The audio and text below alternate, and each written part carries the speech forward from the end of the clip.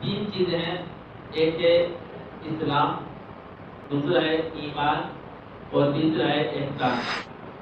صحیح یاد کرتے ہیں بات. رسول اللہ صلی اللہ علیہ وسلم کے پاس جبریل علیہ السلام تشریف لے کر آئے اور آپ علیہ السلام سے کچھ سوالات کرے. اس میں یہ اہم سوال بھی تھے.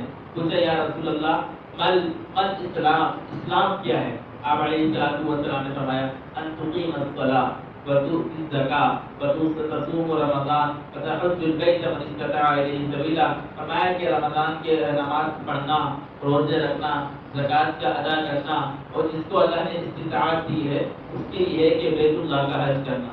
یہ اسلام کے ظاہری اعمال، اس کا نام ہے اسلام. بات سمجھ آ رہی ہے؟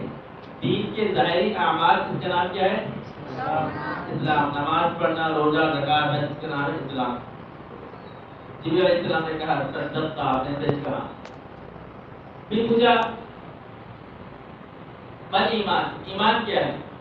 تو آپ علیہ السلام فرمایا کہ ایمان یہ ہے کہ اللہ پہ ایمان لے کے آؤ، اللہ کے رسول پر، کتابوں پر لے جاؤ. جو ایمان مفصل کے اندر دل سے اللہ اور اس کے رسول کو ماننا، دل سے قیامت کو ماننا، دل سے اس بات کو ماننا کہ اچھی بری تقدیر اللہ کی طرف سے ہے. اس کا نام کیا ہے؟ ایمان. توڑے کیا نام ہے اس کا؟ ایمان. اس کا نام ایمان ہے. اسی چیز پوچھی یا رسول اللہ بس احسان، احسان کیا ہے؟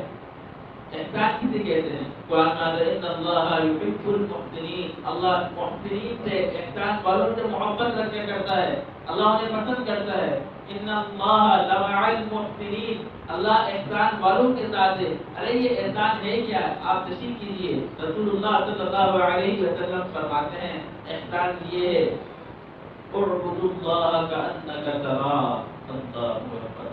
میں اللہ کی عبادت اس طرح کرو، اللہ کی بندگی اس طرح کرو کأنک تراہ، گویا کہ تو اس کو دیکھ رہا ہے.